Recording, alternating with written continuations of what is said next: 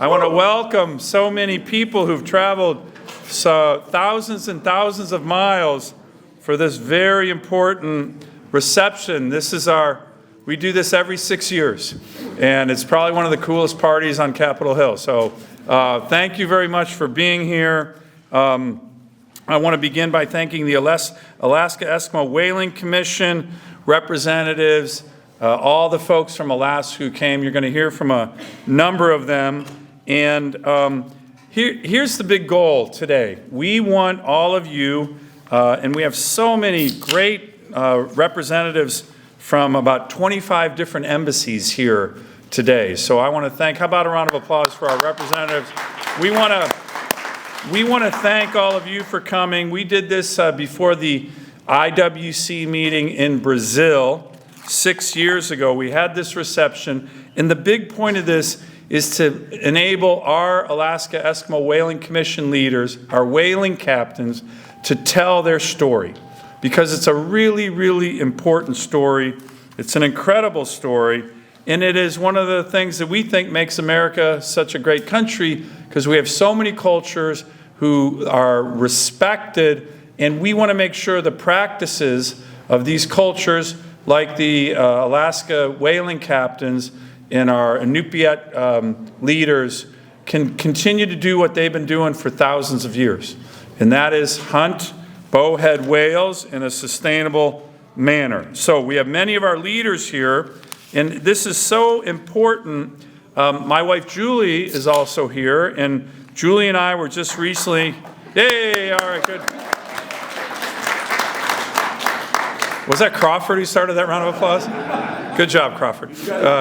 By the way, if Laura was here, I'd be doing a round of applause for her too. So, okay, but Julie and I were just in Utiavik, in the North Slope of our great state. Just a couple weeks ago, we went to what's called a Nalakatuk, which is a celebration of the whaling harvest and the communities coming together. And by the way, if you're from an embassy or your ambassador wants to go see something uniquely American, come on up to the North Slope, come on up to a Nalakatuk and see this. It just warms your heart. You get it. It's people taking care of people, people taking care of communities. Now, we're here for some business as well. We're getting ready for the IWC that's happening in September in Peru. Right? This is part of what we're trying to do, is to help educate and explain some of the big issues there. A lot of the countries represented here tonight are very aware of this. They've been good allies of the American cause, of the Alaska Eskimo Whaling Commission cause for a number of years. And for other countries, we just want to help educate what's happening. This is one of the most sustainable practices of subsistence whaling. It's been going on for thousands of years.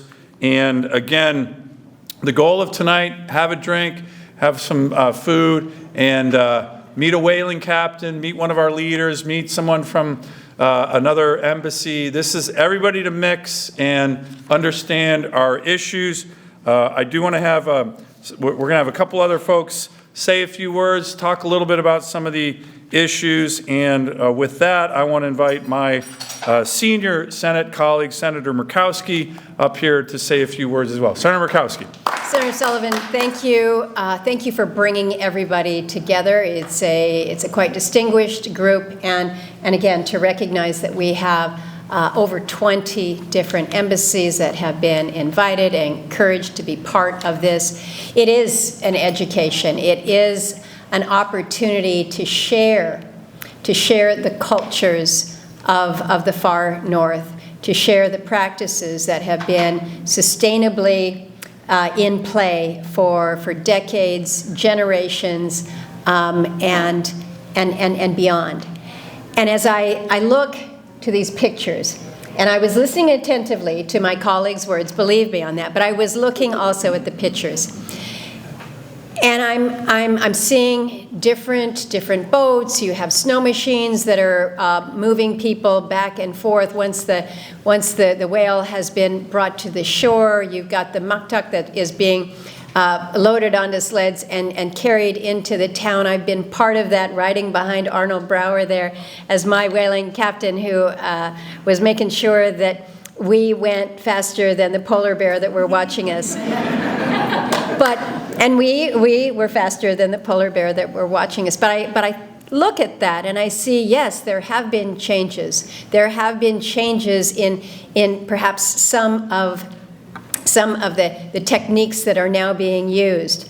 The devices that are actually used to strike and kill the whale are now much more sensitive or humane in terms of being able to not injure, but to actually do a strike. So things have changed, but what hasn't changed? What hasn't changed is the spirit that comes to the people of the whale. Because the Inupiaq are the people of the whale. They identify with their food source in a way that many of us cannot. And so what does that mean to your culture, to your practice, to how you raise your children, to how you teach ethics and values? It comes back to how you sustainably harvest this food source that has sustained you for generations and generations. So these are the stories that need to be told in conversations in this room, but to then carry that forward into these international fora where we talk about the rules, where we talk about what it means to have quota, to have the catch numbers laid down. So it's a nice gathering tonight, but it is with an ulterior purpose. Part of that is to share the story. The other part is to share with you, who are representing other nations, that there is no divide here in the United States. That in the Congress, we support whaling. In the federal agencies, in the State Department, in the White House, we support this right of our native people, our indigenous peoples, the Inupiaq, to harvest, to be able to sustain their communities. There is no daylight.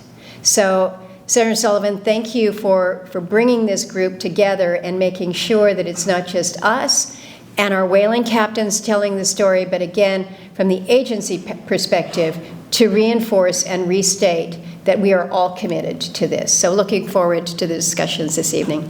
Great. Okay.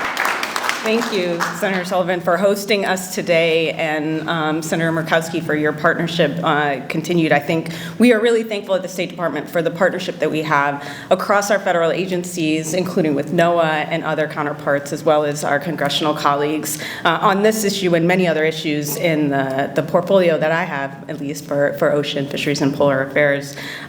We're thankful for the partnership with our Alaskan communities. Many of representatives are here in the room, and really thankful for the partnership with all of your governments, again, on these issues and across the broad spectrum of the areas around our climate and environment.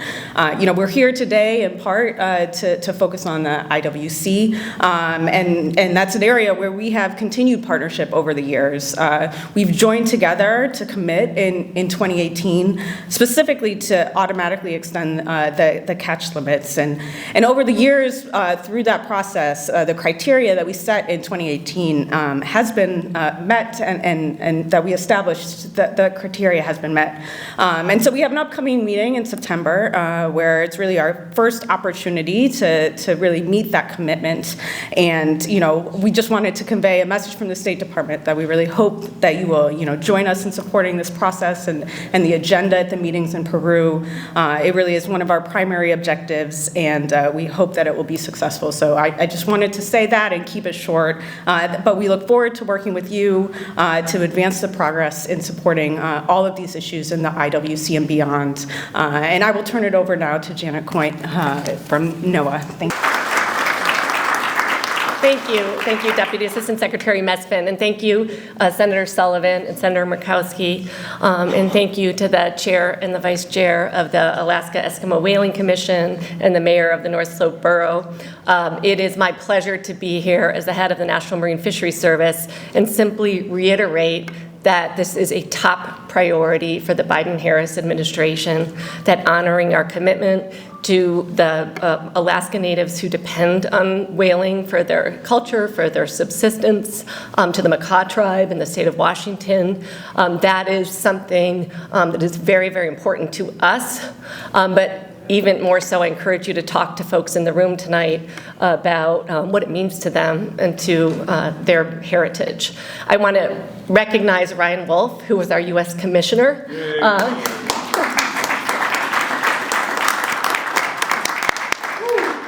And encourage you to talk to him also. And then to reiterate 2 points, there is no daylight between our position in the Biden-Harris administration and what you're hearing from our congressional champions.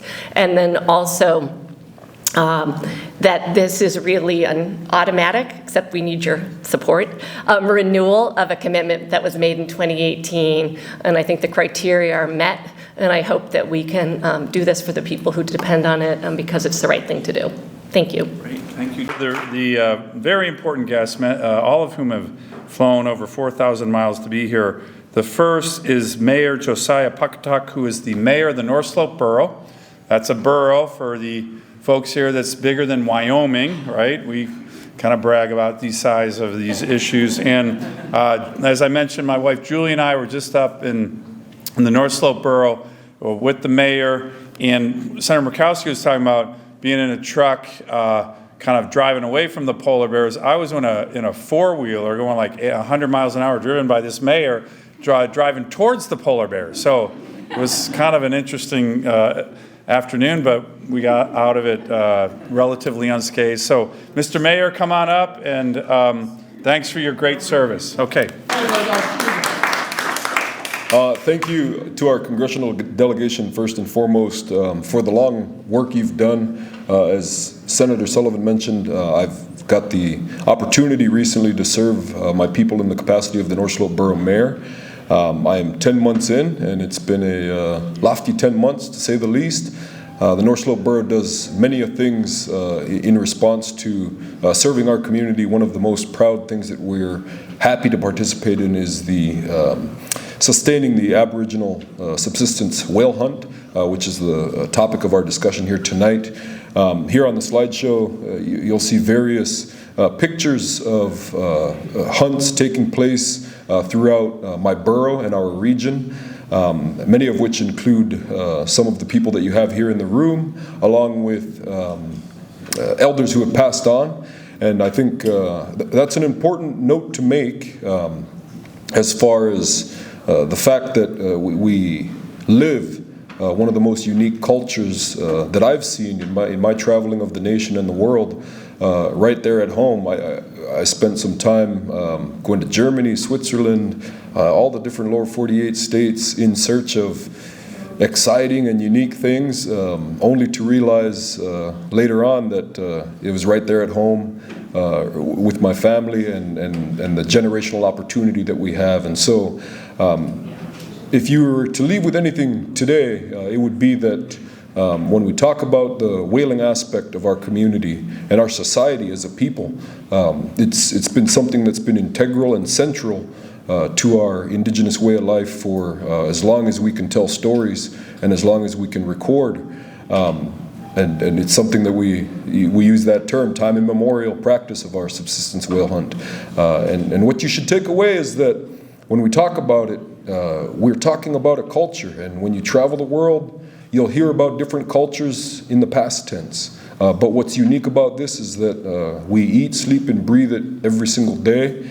The subsistence hunt that you see on the slideshow here, though it may take place in a couple-week period in the springtime, it's something that we grow up preparing for on a year-round basis. You'll see a skin boat that our hunters go out and harvest the bearded seal skins in July for.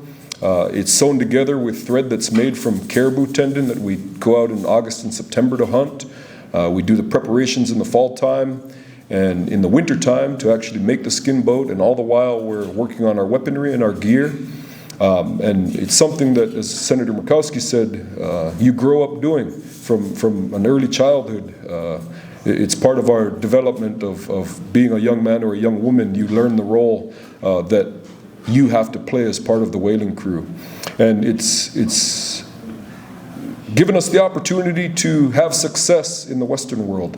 And I think that's another point that I'd like you to take home with you, is that many of the delegates that you see here tonight from the North Slope region, part of the Alaska Eskimo Whaling Commission, and part of the borough and our wildlife department, it's the epitome of the clash of the cultures, where you have to, there isn't a choice. You have to successfully walk both in our traditional practices and that of the Western world, where you're gonna remember how to approach a whale, you're gonna remember how to cut up and distribute it, and you're gonna remember how to chair a meeting, you're gonna know Robert's Rules of Order, you're gonna know Mason's Rules of Order, and all of those you need to be able to jump between in order to do your community service and justice. And so many of our delegates here, as I said, have lived a long life of doing that. I think I'm the youngest of the delegates, and I take pride and I feel the sense of duty to carry on that practice of trying to succeed in both worlds. And so, from the borough's perspective, as I've said, we support Alaska Eskimo Whaling Commission's mission, and that's to continually enhance the Aboriginal whale hunt that our community members take. We are a political subdivision of the state. We leverage property tax on the value of the North Slope Borough, and in turn make sure that we set aside certain budgetary needs that the Alaska Eskimo Whaling Commission has. And this is a practice that we've done since 1977 upon the formation of the Alaska Eskimo Whaling Commission and the development of our co-management plan through IWC. The borough was formed in 1972, 5 years prior, and since the inception of the borough, the leadership of the borough, whether it's the mayor or the assembly president, which is the governing body of the borough, power of the purse, those folks have been in one way, shape, or form integral parts of different whaling crews within the community, because, as I said before, the idea that we're here to serve our community first is something that's true to whaling and true to community service in different entities. And so we're joined at the hip when it comes to the political subdivision, being the borough, the municipality, and AWC, and a lot of our central focus, whether it be game management for bowhead, any other marine mammal, or terrestrial game on land, is that held within the wildlife department. We have here a longtime wildlife department employee, Takoli Kepa. She currently serves as the director of the wildlife management team. And what that has done for the wildlife department, originally part of the North Slope Borough's EPA, is it's provided the credentials needed to speak to the Western world when we had to take our traditional knowledge and what we knew, what was passed on by stories and practice and your upbringing, all of the different things that you've learned. I know it's the same for a lot of the folks that have harpooned whales here before, that you start learning about harpooning a whale when you're 6, 7 years old, and the harpooner of the whaling crew is a lot of the times the Michael Jordan that you grew up with, right? It's like, man, I want to grow up and be a badass like him. And with that upbringing and it being rooted in everything that means success, the traditional knowledge aspect, we had to prove to the Western world that the hunt that we partook in back in the late 70s was sustainable, and that it was as humane as we knew how to do at the time.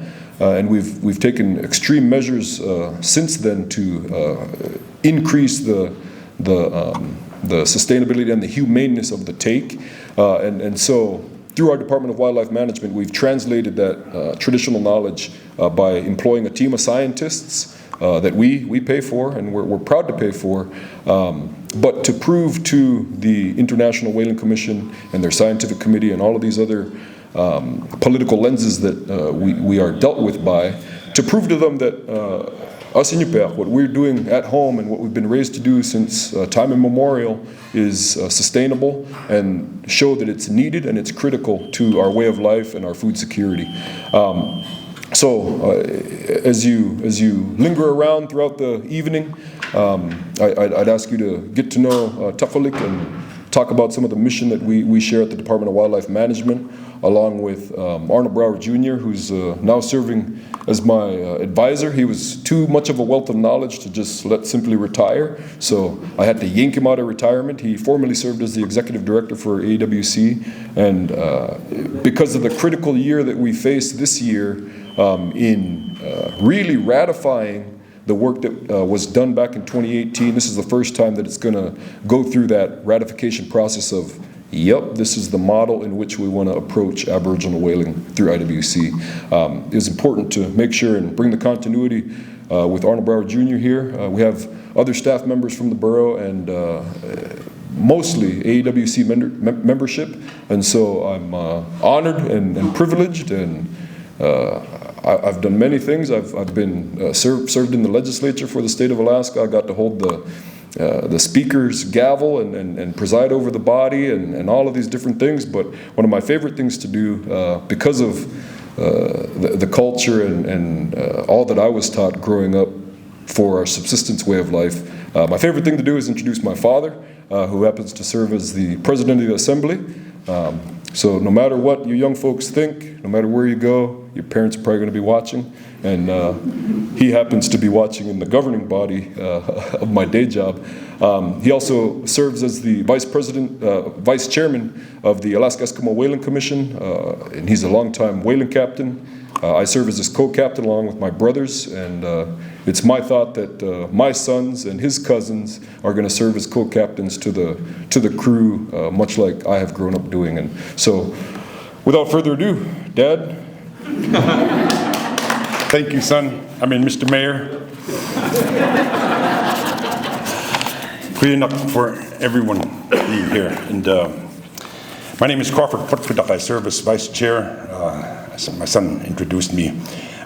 We're different caps of responsibility within our region. My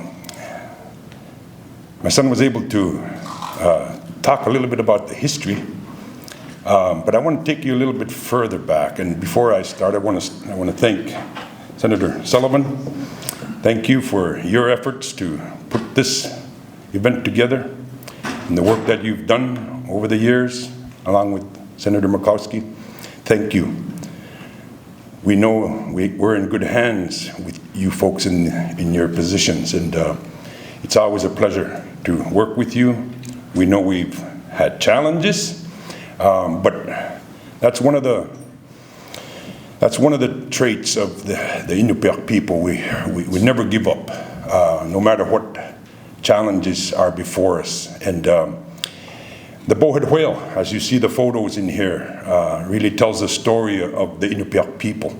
The bowhead whale is the center of our culture, the center of our lives.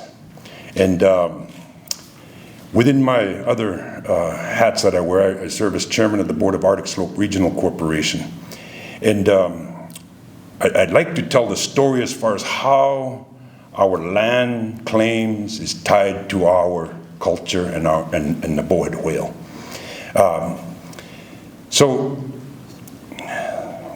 the bowhead whale population, as it was known, guesstimated to be in the 1800s, when the first commercial whalers came through the Bering Straits and so-called discovered the bowhead whale, right?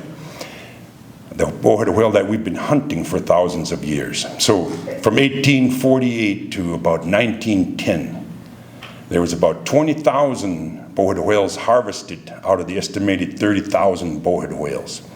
And as you see in the photos, a lot of ice. And it was the ice, because it was known as the ice whale, that really protected it from the commercial whalers. So we were whaling, as we've always done over the years. Commercial whalers came. We had folks from all over the world come to the North Slope, Barrow in particular, Point Hope, the major whaling villages. We participated. We were living with them and cashed in a little bit. You know, my great-grandfather was a great whaler, so they were buying oil, they were buying baleen. He was a millionaire of his day. But as time went by, environmentalism started really taking its height in the 70s, right? And animal rights groups. So the moratorium came in 1977. And this was a blow to our society, our communities. And it practically turned our society upside down. You see in the photos here of proud whaling captains.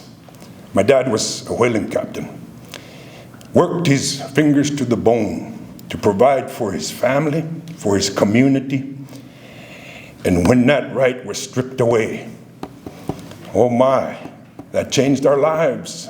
And it really hit home as far as what we had to do to fight for our rights to whale. And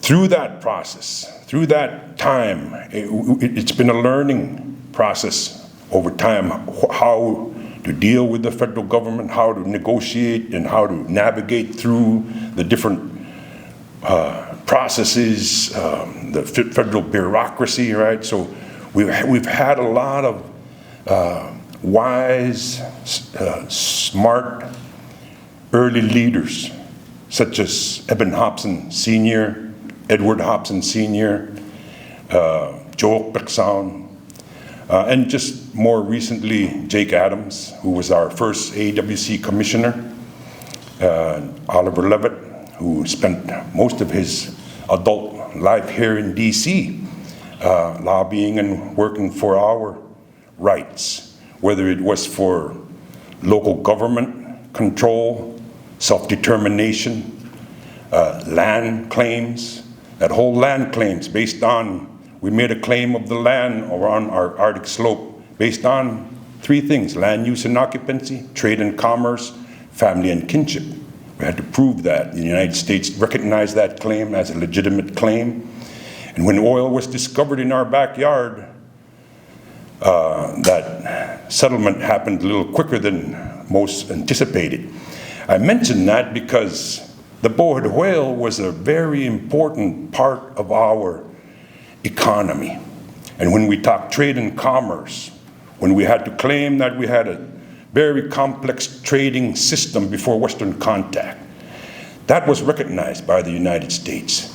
And what we've gone through, fighting for our rights, we've been tied up under the Whaling Convention Act of 1946. We're the only whalers, and we're subsistence whalers on top of that, that the IWC regulates. Think about that. We got tied up into all of that. And today, how we're having to navigate through, negotiate through, fight for our rights, whether it was on an annual basis, every 2 years, every 6 years, whatever it was. All of these things, we've learned a thing or two. And that's why I really emphasize the partnership and my appreciation for our senators, the agencies that we work with and deal with. These are key members, the State Department. We call Liz our Iron Lady. And the work that she's done on behalf of our whaling rights. It's a true partnership that we have to have. This is derived right from our whaling. Everything that we've done in our region, led by our early leaders, speaks to how we've harvested the bowhead whale. I remind folks, anybody can catch a caribou or a seal, a few ducks to feed their family for a few days. But when you're going to go after a bowhead whale, you got to work together. There's no other way. There's no other choice. And so looking at how our people were able to come together, work together, harvest a big animal like that and feed the community for a year and beyond, that's the dividends. So we apply that same principle in our local government, how we run our local government, how we run our businesses after ANCSA was passed. And so these are things that really are near and dear to our hearts. And we have a story to tell. It's an amazing story of resilience, of overcoming some of these devastating things that happen to our people. And we would not like to see that happen to anybody. Our rights are very important. If they can take my right away, they can take your right away. And another reminder is that we're all in the same boat. We are all in the same boat. And it's been a learning lesson for me, raising my family, and my wife couldn't be here, Laura. She says hi to everyone. I'm supposed to read this thing here, but I just wanted to share part of that history of ours that is so very important, and that we cannot forget the lessons learned from that, and that even in this day and age where something as whaling, it doesn't really resonate with everyone. And that's where the educational process of telling our story of where we come from, what we believe in, and having a sustainable hunt. We remind people we were the first environmentalists, we were the first animal rights groups, but with the right balance.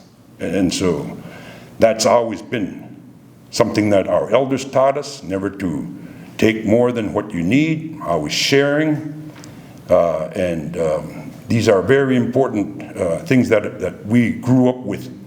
But the awesome responsibility, as our senator was describing earlier, the hunts might have changed, but the awesome responsibility of the whaling captain of old has not changed today.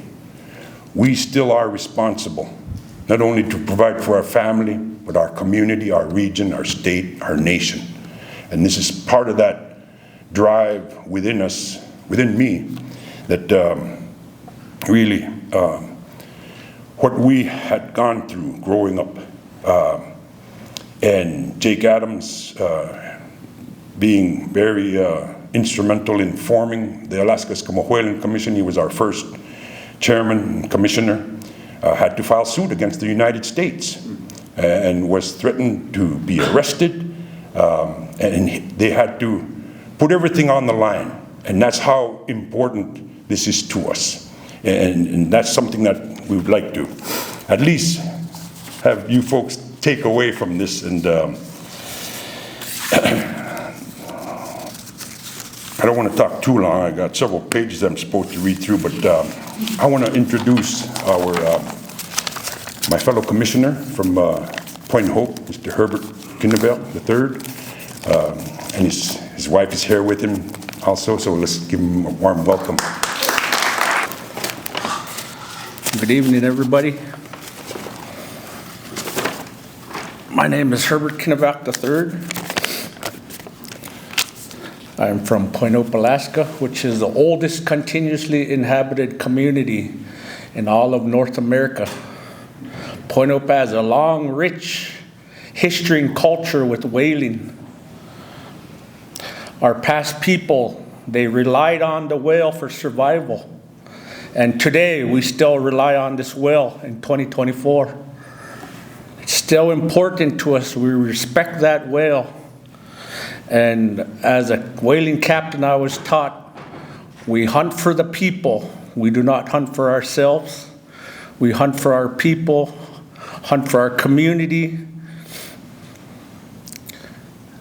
We hunt for the surrounding communities around our area. And after a successful whaling season, we have these traditions we follow, what our ancestors taught us. And one of them is we have a 3-day whaling feast after the season that we still follow today. And it's a big celebration every year after a successful hunt. Not only feeds our community, but the surrounding communities come and help us celebrate as well. And one of the other traditions that we happen in our community is when like a new whaling captain catches a whale, an elder can go to his home and they can take any item they want after his first successful whale hunt. And examples, when my grandparents on my mother's side caught their first whale, an elder went to their home and took their whole dog team away. That was their transportation, that was their ride. But they willfully give it up to follow our traditions. And those traditions are still going strong today. When a new captain catches a whale today, there's times where elders take snowmobiles, ATV four-wheelers. So these traditions are still going on today, and we still follow them. And going back to when the quota was put in place, our community of Point Hope was given one strike. A lot of our captains wasn't happy about it, but they followed the rules.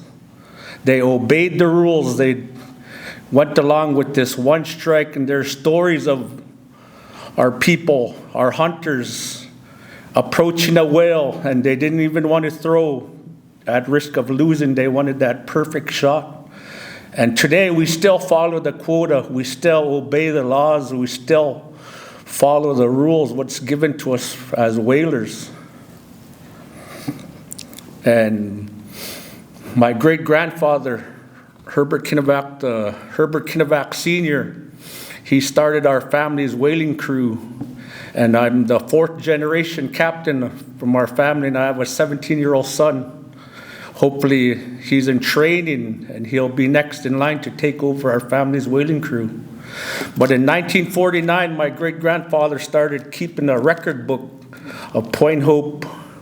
Each captain that caught a whale and the date he caught a whale.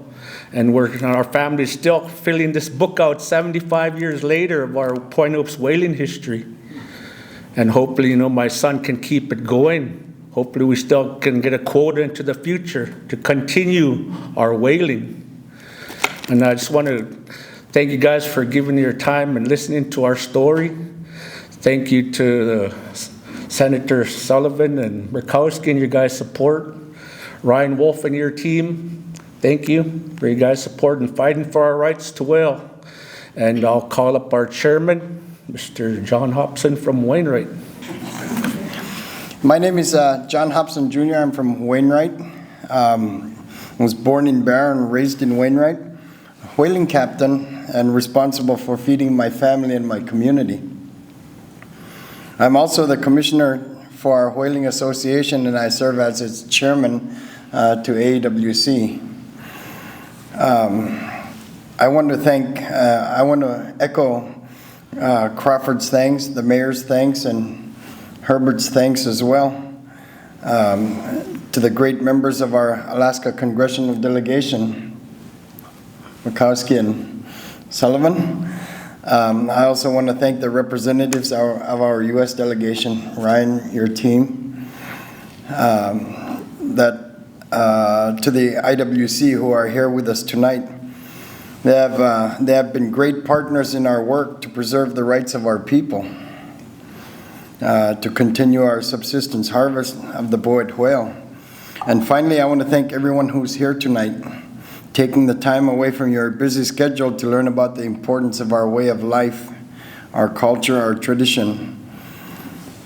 As you can see in some of the photos here, while I'm thanking, first and foremost, we give thanks to God in everything we do. Before we head out on the ice, we give thanks to God. Before we head out on the water, we give thanks to God. When an animal is caught, we give thanks to God. When we go home and eat every single breakfast, lunch, and dinner, we give thanks to God. It goes on. So first and foremost, we want to make sure we give thanks to God for even this opportunity tonight. As others before said, the whale is a critical food resource in our remote communities. But the whale is more than food for our bodies. It is part of our identity. It is who we are as people. Our whale harvest structures our lives throughout the year.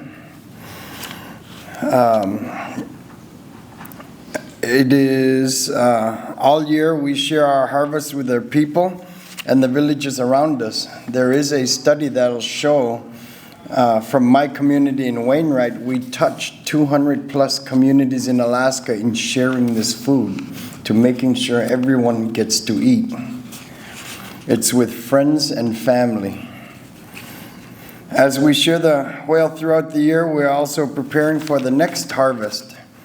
Our relationship with the whale and the harvest is part of our life throughout the year. And even though our people have practiced a subsistence harvest for the boyd whale for thousands of years, the IWC started regulating our subsistence harvest in 1977. It is because commercial whalers had over-harvested our whales in the 19th and early 20th centuries. And in the 1970s, scientists didn't know how to count the bowhead whales.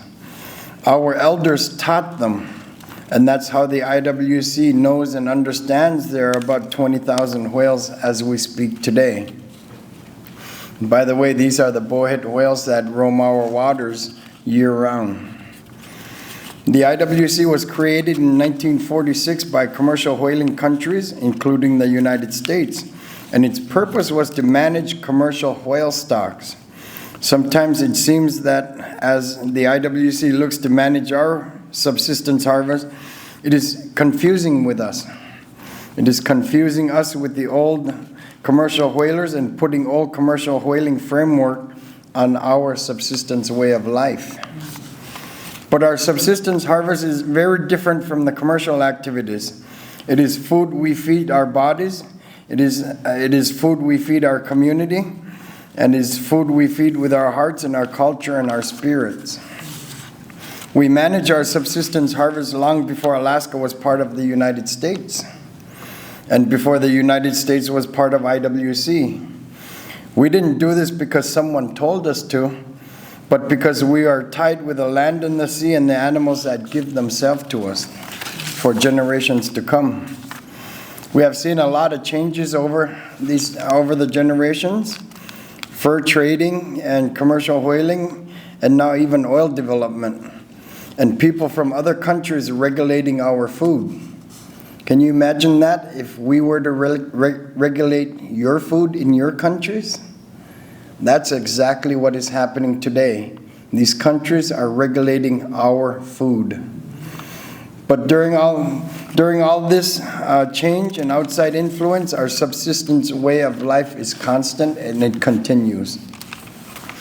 As whaling captains, our responsibilities extend beyond harvesting whales. The AWC is actively involved in work that protects our whale and their habitat. We have worked for 30 plus years to protect the whales from adverse impacts of offshore oil and gas development. For this work, we've created a very successful, highly regarded open water season conflict avoidance agreement.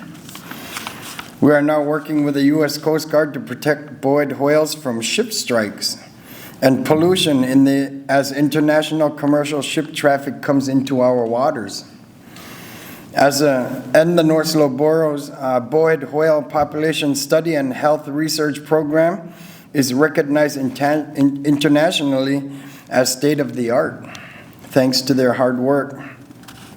Just as AWC's bowhead whale harvest management program is recognized internationally as a gold standard in wildlife management and marine conservation.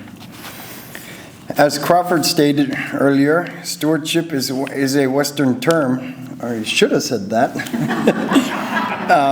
Stewardship is actually a Western term.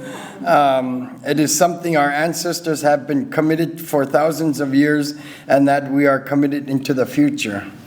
The mission of the Alaska Eskimo Whaling Commission is to safeguard the bowhead whale and its habitat, to defend the Aboriginal subsistence whaling rights of our members, and to preserve the culture and tradition values of our communities. In closing, I want to thank you again for giving us the opportunity to share our lives with you tonight while you are all here. I hope that you will honor us by opening your hearts and minds to who we are. Please take a few minutes to introduce yourselves and give us the opportunity to answer any questions you might have. Thank you. This is pretty obvious that whaling in Alaska makes our communities stronger, makes them more resilient, brings people together, feeds people, and we just want our many of our guests tonight to see that, hear that from all who came here this evening. So for the Alaskans, thanks again for coming. For the embassy officials, thanks for coming. We're going to keep the bar open and the food flowing. And so if you have some more questions for these great Alaskan officials and leaders and whaling captains from different embassies, please feel free to stay around. And again, to the executive branch team, Janet, Ryan, the whole team, Madam Secretary, thank you, and enjoy and learn. And we're really honored to have so many wonderful people here on a really, really important issue to the United States of America. Thanks very much.